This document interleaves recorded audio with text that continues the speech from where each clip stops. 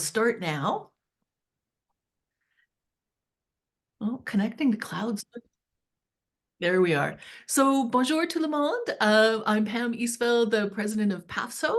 We're here for our PAFSO breakfast, where we're going to talk about the professional committee and all of the great things that we're doing this year and over the next 18 months or so in particular, and hope that we might inspire some of you to come and join us as and get involved in some of these things. So before we start, I'd just like to acknowledge that I am chairing this meeting from the traditional unceded territory of the Algonquin and Anishinaabe people. I acknowledge and respect them as the past, present, and future guardians and caretakers of these lands. And I know that everybody is dialing in from different places. So I encourage you to just take a moment and think about the traditional people of the places that you're dialing in from and your relationship to them. Um, I Our idea for this is that we have members of the professional committee, and I'm hoping that a couple more might pop on and join us as we go.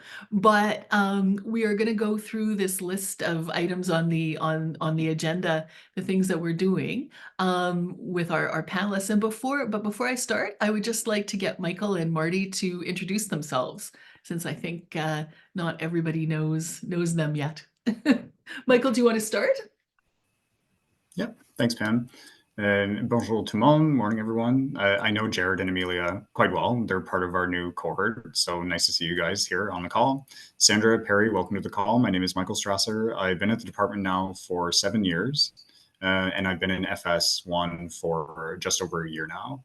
I'm an MCO, and I'm leading the social committee for PAFSO, and it's just something I really want to get involved with, something I really like to be engaged with the community of the FS, and really I love getting to know all the different people from IRCC and GAC, and so I'm very happy to be here. Thanks, Michael. We really appreciate you doing this. And I meant to say, I think, je pense que on va parler premièrement en anglais, mais vous pouvez poser des questions et faire des commentaires dans la langue de vos choix. Anyway, going on. Marty, would you like to introduce yourself? Some of you have maybe seen me before, or at least my name on an email, whether it's kind of organizing the events as I work in the PAFSO office, whether it's the Tradecraft, the Senka sets, or the AGM. I help members kind of, if they want to do stuff, then I help kind of make that happen, whether it's organizing conferences and events. And I get to sit on the professional committee with Pam for all the things that we get to do. Yes, poor Marty, we brought on board at PAFSO in what was it, February 2020? Yep, right. Yes. Two weeks before the world changed. Yes, 2 weeks before the big lockdown, and the idea was that Marty has a degree in events coordination, and he was going to help us really up our game on having more and better live events. And then COVID hit, so he helped us up our game on having more and better virtual events, which was great and which is also an accomplishment. But I think over time, maybe not quite so interesting as being able to meet in person. So now we're getting back to things, and we're looking at organizing a good mix of things. I mean, I think one of the lessons learned from COVID for us was that the virtual model does work very well for some things. I personally think it works better for the breakfasts, the regular breakfast, than schlepping down to the cafeteria at 125 Sussex, and having people, anybody who was coming from IRCC, having to navigate getting in at 8 o'clock in the morning, me having to get up that early, organizing the muffins and all of that. I think doing a regular monthly event as a virtual thing is a good thing, and something that we're going to continue. But we do want to have quarterly or more often live events, and we want to encourage people who are in the same place to get together face to face, because we're starting to realize that that's very important. We've got a lot of things coming up on the advocacy and on the labor relations side of PAFSO over the next 18 months. And so some of our thinking on the social committee and the different events that we're going to do is that we try to sort of feed in in and complement our efforts on these different things. So, you know, we've got the negotiations on the Foreign Service directives are at an interesting stage right now. We're still negotiating the agenda, like on what exactly we're going to be talking about, and that is proving more contentious than we thought. So you know we're going to be putting a lot of effort in that, and we're going to be working in parallel to kind of build up our story with the public and the media and political decision makers on conditions of service and things like that, so that people understand if this does become very contentious, that what we're asking for is not, you know, for our dry cleaning or or whatever. It's actually for supports that help people do a more effective job for Canadians. So we're looking at all of that kind of thing. We've also got the 60th anniversary coming up. We'll talk more about that down the list. And in January 2026, we're going to have to decide and have made the decision before about what we do about our collective agreement, what kind of dispute mechanism we choose. Do we go to arbitration, or do we choose the conciliation strike mechanism that would allow us to strike over some of these issues if we thought we needed to? And so again, you know, we're kind of building up our public image, but also our internal esprit de corps. You know, we want people to feel connected to PAFSO and to each other and to the issues, so that when these big decisions have to be made, everyone understands and we have a shared context. So that's some of the goals, aside from, you know, just having fun and educating people about our profession and, you know, building up our connections. That's some of what's going on behind the scenes with why the social committee does what it does, or sorry, the professional committee does what it does. Professional committee is one of the two committees required in the PAFSO Constitution. There's only two. There's a professional committee, and then there's the collective bargaining committee. In practice, we do have other committees of the executive. One on HR, which is all the things that are not in the collective agreement. So that's the one that talks about staffing issues and things like spousal engagement and those kinds of things. You know, we have a communications and advocacy committee that deals with the website and, you know, our media relations and all of those kinds of things. We have a staff relations committee that deals with our staff. When our staff have their contract coming up, that's the group that supports the general manager in making that's a committee that made up of executive committee members. But some of the other committees, there's ways for people to get involved if they would like to get involved. So if anything that we're talking about interests you, you know, please feel free to contact us and let us know you might want to get involved in another committee. But the professional committee and collective bargaining committees are the two permanent ones, and a lot falls under those. So maybe I'll just talk quickly. William Dunlop is the leader of our PIMI, PAFSO Indigenous Mentorship Initiative, and that is going strong. They have had, Marty, do you know, have they had anything this year yet? I don't know if they have. I think as of the end of last year, they were matching up the first batches of people, and they'd had their training sessions and first, I think, introductory session.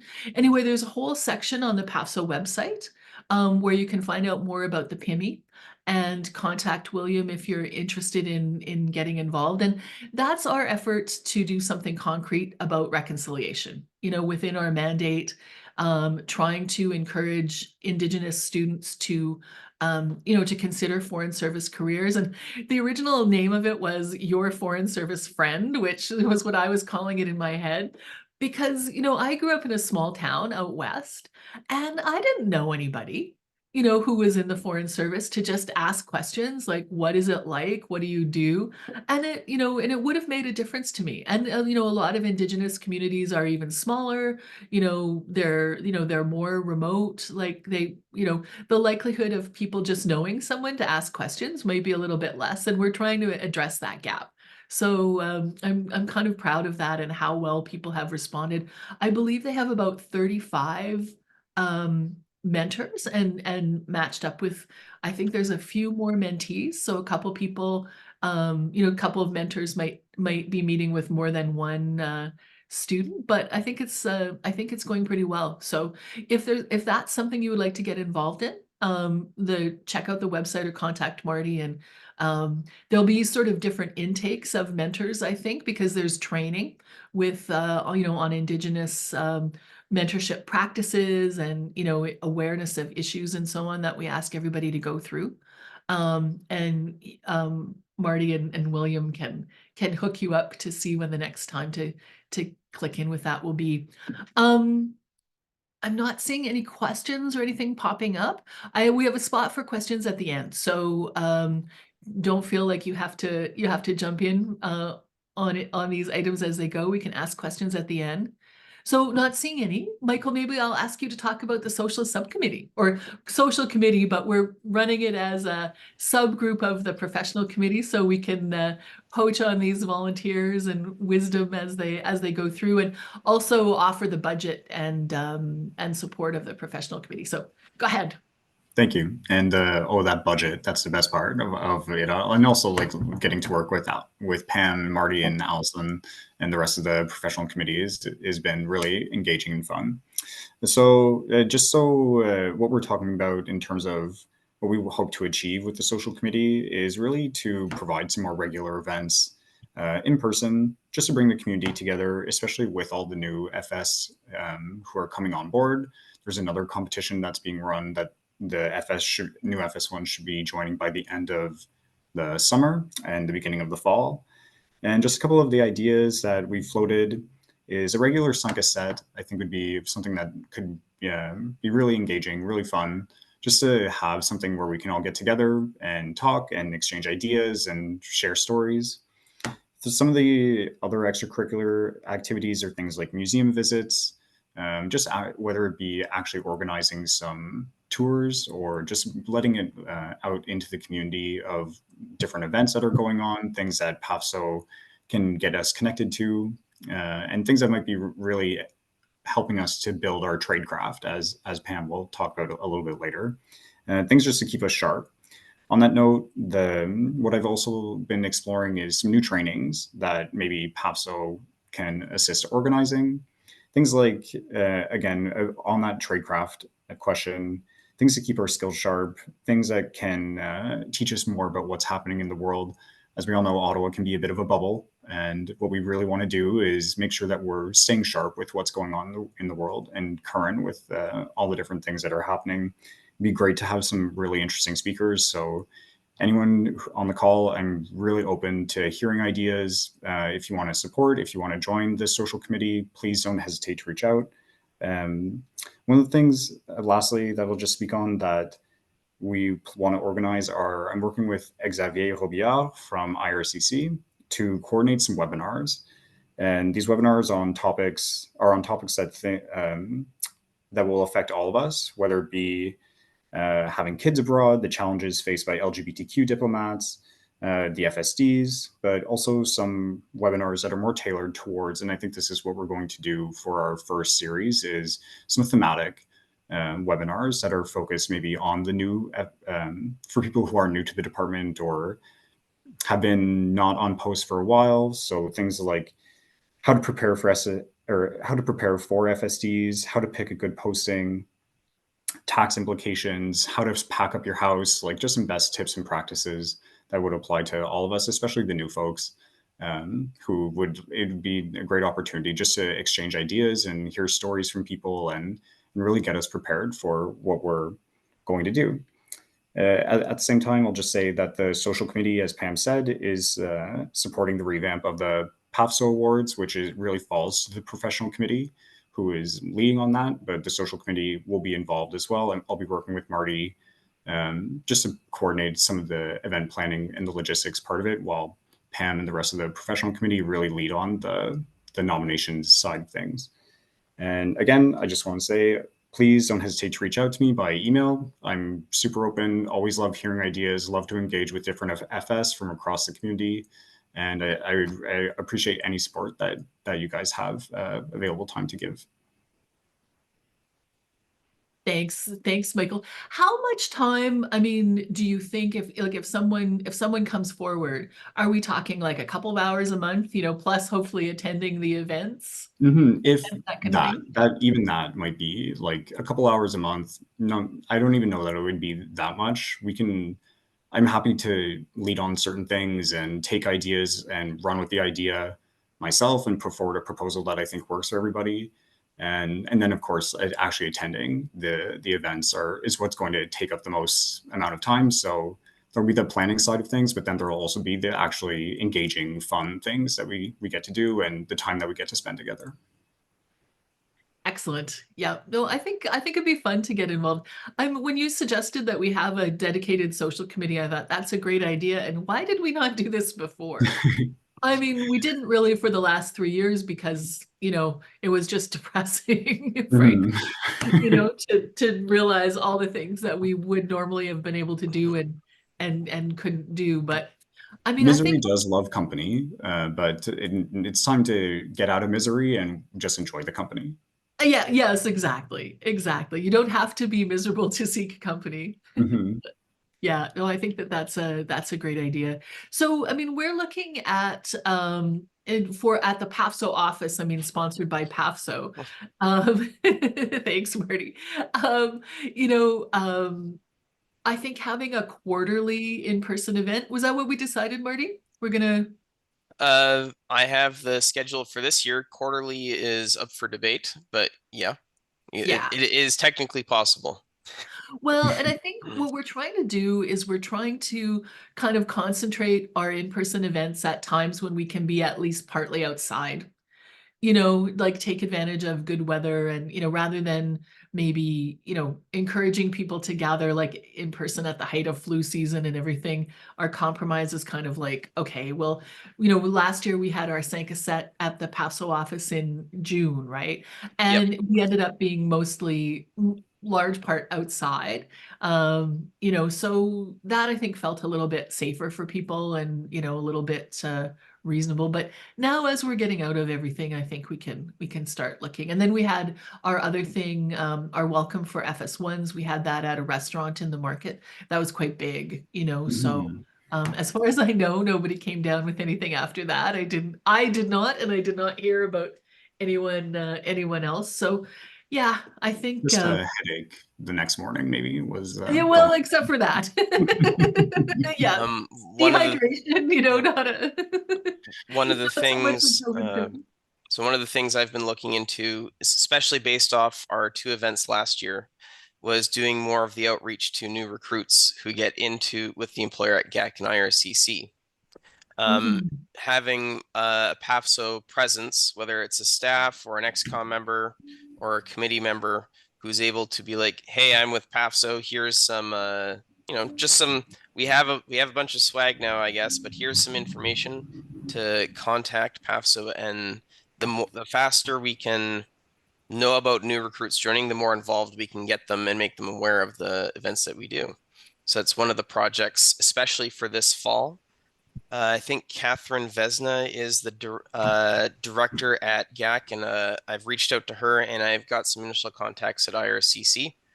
Kind of waiting for Bert to get back before I do anything to see what like his take on it is, but those are some of the Yeah, exciting things we're working on this year. excellent. No, and I think that makes sense. I mean, we want to grab people early on and, make it clear that there's something worthwhile for them to connect with. Um, Mhm. Mhm. Partly, for selfish reasons, but also I think for the benefit of the group as a whole. I mean, I started in 1993 and I still hang out with the people who were in my class. Training was different then. I mean, we did like 3 or 4 months full time, and then we went off on a work experience in the middle, and then we did another like 3 months full time. And those of us who did French, were all together, and there wasn't ab initio. You were already hired, when you were doing your French training, which it's too bad we can't get that back. But I mean, at least there is the ab initio training. Um, and yeah, I mean, I'm still linked to all those people. Mhm. Most of whom And are DGs and ADMs, but we try not to talk too much about that because And that we makes it and sad. Yeah. we as the new recruits, we hear about all these stories and how people have really been able to connect. A lot of people still stay connected to their cohort as they go on through the years, and we want that too, kind of. And PAFSO, I think, is the perfect venue for getting everybody together and just being connected. And one day, as we all grow and move up in our careers, we already come with such a wide variety of different experiences, and we all represent different parts of the department. And it's just really, really great to be able to exchange stories, hear about people's experiences, what led them to be a diplomat. And as we go forward to having that support network of we're going to go the next one thing we've heard in our training as a new FS is we are going to be faced with challenges that we have never faced in the last 30 years. And I think we're going to need some compassionate, understanding ears to say it's going to be okay.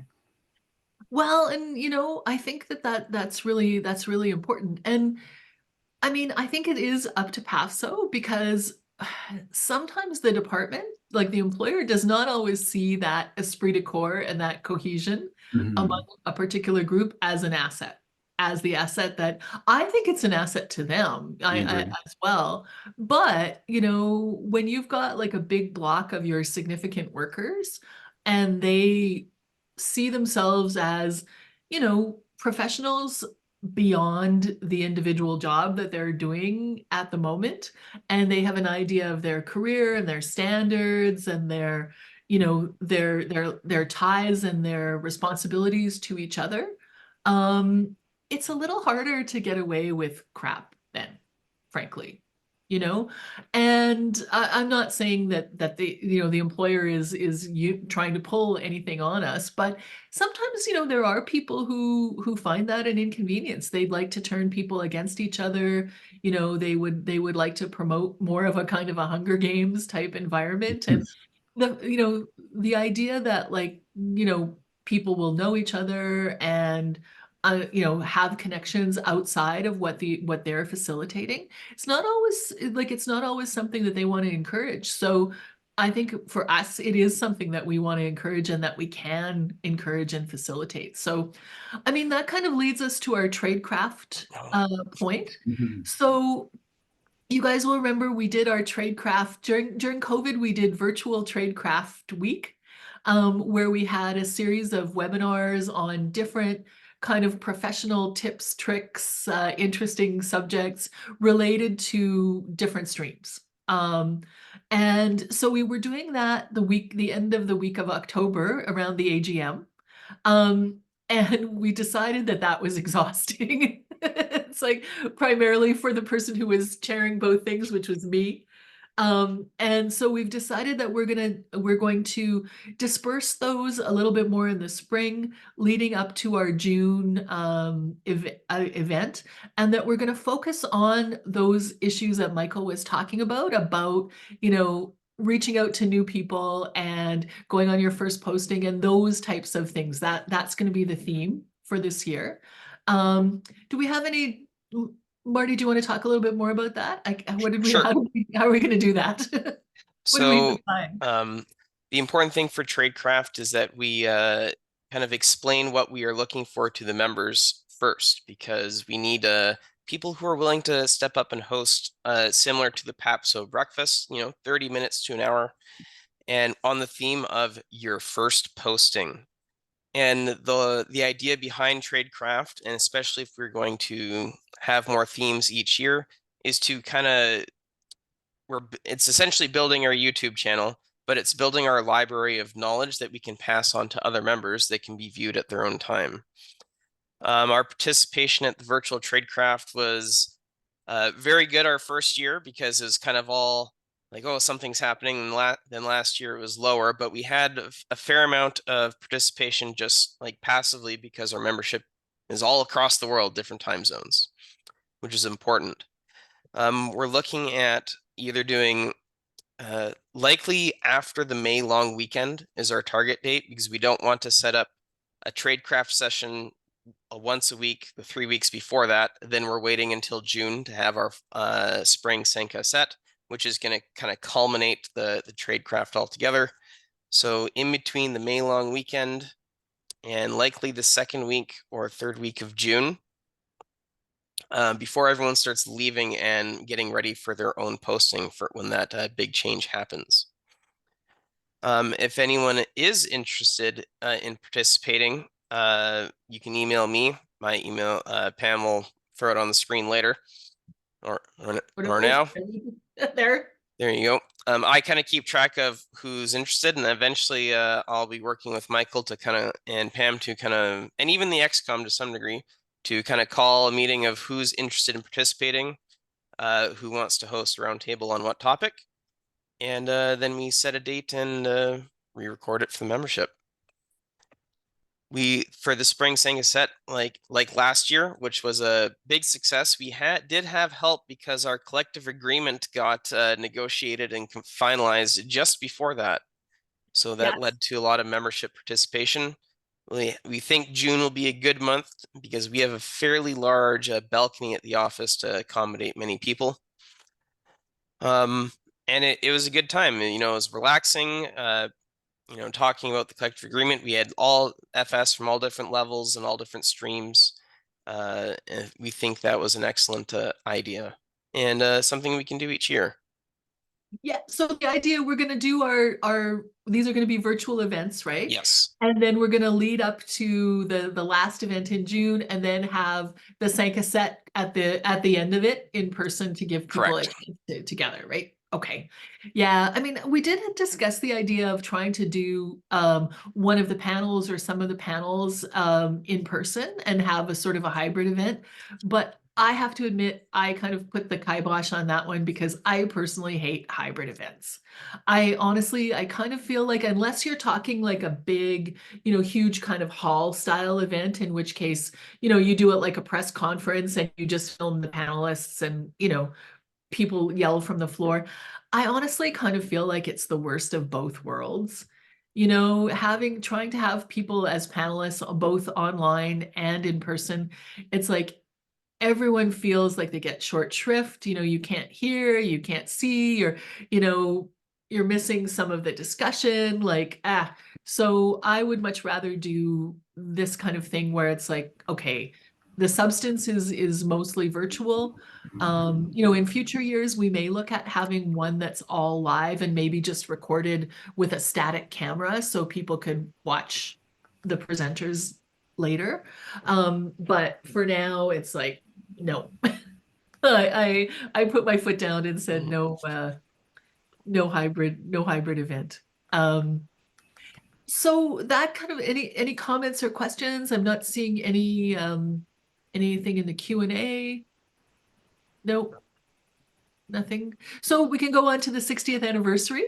So that kind of leads to literally like the whole idea of building our knowledge. I mean, 2025 is PAFSO's 60th anniversary as a professional association. So sometimes you'll hear two dates for, how old is PAFSO, which gives us a chance to celebrate twice. But in 1965, it was constituted as a professional association.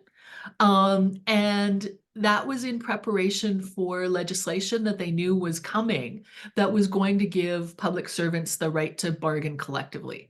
So they made it official that there were different professional associations created. PIPS was created at the same time. PSAC, I think, already existed in some form, although they have a whole different structure and different system. But there was a professional association without the right to bargain for 2 years. And then in 67, when the legislation was passed, we got what's called our bargaining ticket and became, the professional association and bargaining agent that we are now. So we want to celebrate the 60th anniversary. And we have decided that, so last year we put pause on the PAFSO Awards, partly because we lost our main, dedicated volunteers that had been doing it for a really long time. There was a big turnover in the awards committee, and there wasn't really an obvious successor. It was hard to find somebody who was willing to take that on. So we thought, you know what, it's time to take a break. We had not been seeing the nominations in numbers that we used to, and it had started to become like kind of an effort sometimes in pulling teeth to get nominations.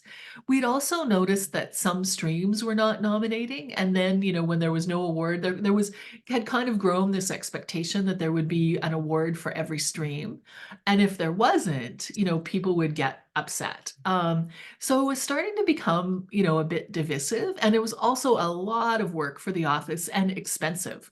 Like even the video award that we did, that was expensive to have professionally filmed. And we started to think, okay, I think it's time that we paused and we rethink.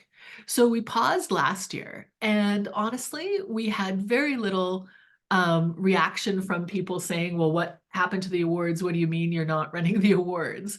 Which led us to the decision that, we're going to keep pausing this year, save the money, save the energy, do some of these other things, and then come back with a revamped awards for the 60th anniversary. So what we have in mind, I mean, some of the ideas that we've been talking about are, number one, a much scaled down, like in a sense, a much less formal and less structured kind of awards event.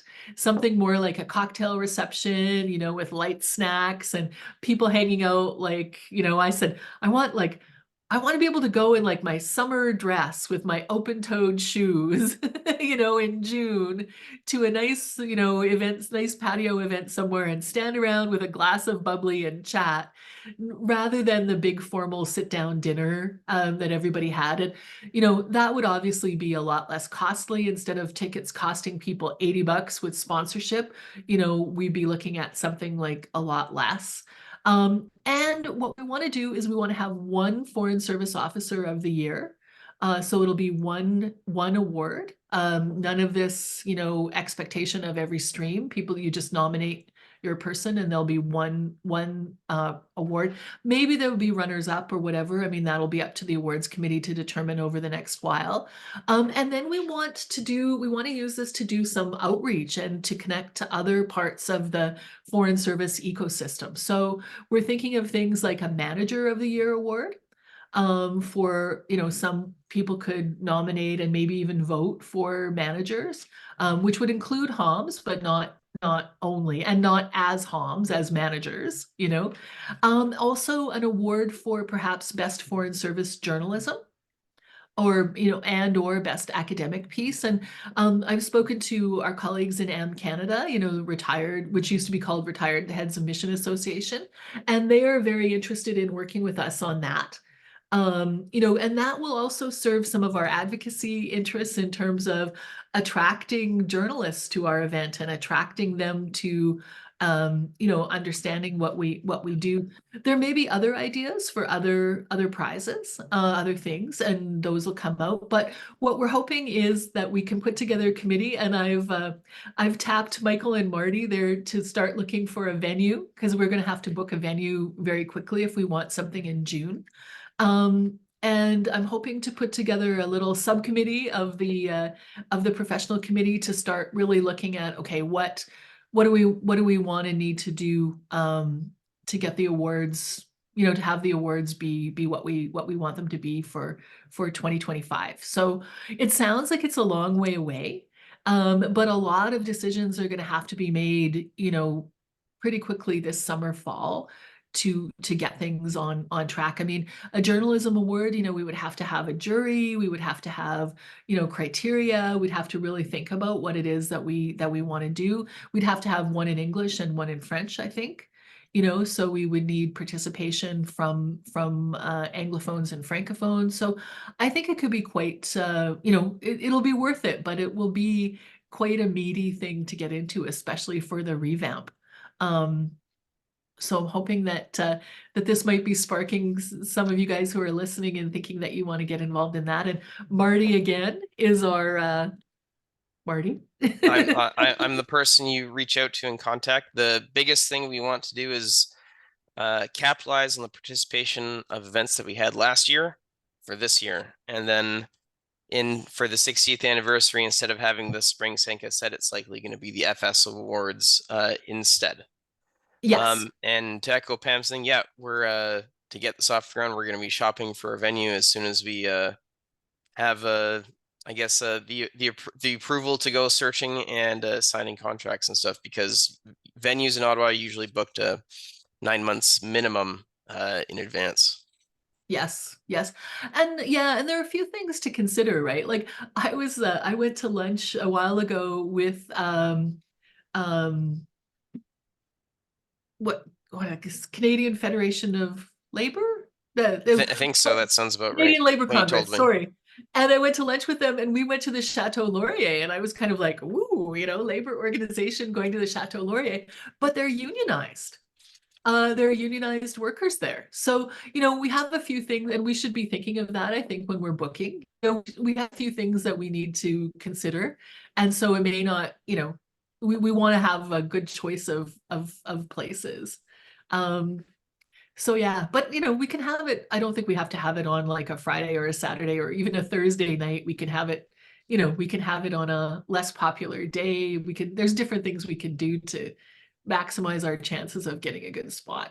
But Yep. that's the plan for that. And then the other thing I wanted to mention, it's not really, I mean, it links to both the professional committee and the comms advocacy committee, but we are putting together a book. I am putting together a book on the stories of Canadian the working title. And please, if you have suggestions for alternate titles, please give them to me because I'm not sure that this is the title that will survive. But my working title is Maple Diplomats, The Untold Stories of Canada's Foreign Service Officers. And we want the Foreign Service officers because if we say Foreign Service, well, then the employer is going to come back and say, well, listen, you guys don't speak for the whole Foreign Service. You don't have the right to do that. But if we say Foreign Service officers, I mean, we're PAFSO. We have the right to tell those stories. So I'm in the process right now of putting together like kind of a book proposal. But the idea is that we want to have something, again, coming back to the PIMI, coming back to tradecraft, coming back to all of these things, we get inquiries from people who say, I'm thinking about a foreign service career and I can't find anything that really tells me what the foreign service is about, what PAFSO is about, what a career is like. And I want us to have a book that will answer that question. So, chapters about like our history and things that people don't know about the Foreign Service. I mean, how many people know about the baby lift from Vietnam? They don't know that. Like people don't know that story. Or, the fact that in the early 60s, like every single officer was basically required to go serve on the monitoring mission in Vietnam. And a couple of our people were killed. Um, in a helicopter crash. I mean, not in a, I don't know if the helicopter was shot down or just crashed, but they weren't fighting, obviously. They weren't combatants, but it's a whole part of our history that we don't know. So I want to go in, I want to tell some of these stories. I want to, mine the archives of Buddha Papier and reprint some of the good articles that we already have. And I want to do some roundtables and maybe some questionnaires to members and extract people's stories so that we can tell those in there. So I'm thinking that those kinds of things, the round tables and things like that, will be, events that people will participate in and that kind of feed into our idea of keeping people together and telling our old stories. I also want to have a chapter. My favorite title for this Boo article that I always say I'm going to write is Ask the Village to Raise the Chicken. I tried to get them to get the first tradecraft called that and nobody else liked it, but it's the whole idea of little tips and tricks and things that you learn along the way that are not going to be in a course. But the stumping question on the interview always used to be, you're somewhere and you travel out to a village and the village is very poor. You're there with your ambassador and they give both of you a chicken as a gift while you're there. And you don't want to take the chicken home. They can't afford not to have the chicken. What do you do with the chicken in order to, not hurt anybody's feelings, but also not have a chicken, And the answer is you ask the village you thank them, you accept it, and then you ask the village to raise it for you, to take good care of it for you because, you don't have a good home for the chicken, and would they please keep it for you? So there you go, right? And I'd like to have a chapter on those kinds of little things that we learn along the way. So if anyone is interested in helping with that, I mean, I have committed that I will be the person to like put my name on it and deliver a book. If other people have chapters or things that they want to contribute, those are most welcome. But I will do the thing. I will, one way or another, a book will happen. Um, and with other people's contributions or not. Like, I just don't want to fall prey to the group project thing where, you know, you're waiting on somebody and it gets held up. So if people are interested in that, you can contact Marty or contact me. Mostly contact Marty because he's keeping track of all these things. And other than that, I guess that's it. Have I covered most of the things we talked about, guys? Yeah. Yep. Yeah, absolutely. Okay. Does anyone have any questions or comments? I'll take down this share screen thing. Let's see, stop share, yes. Okay, so I'll take down our thing. If anyone has any comments or questions, now is a good time. And if you know anyone who's interested in this kind of stuff, you can always point them in our direction as well. Yes. That's the big thing. Yes, if you're talking to people and you think somebody says, "Oh, I'd like to get involved," please refer them to us. I'll be hounding the new FS1s. Jared and Amelia, looking at you. And Perry and Sandra, I know you guys have volunteered for other things in the past. Perry used to be on XCOM, and it would be great to see you coming out for some of those things and bringing your colleagues. Maybe it looks like we're not having any, so I'll just stop the recording just so in case anybody has anything that they want to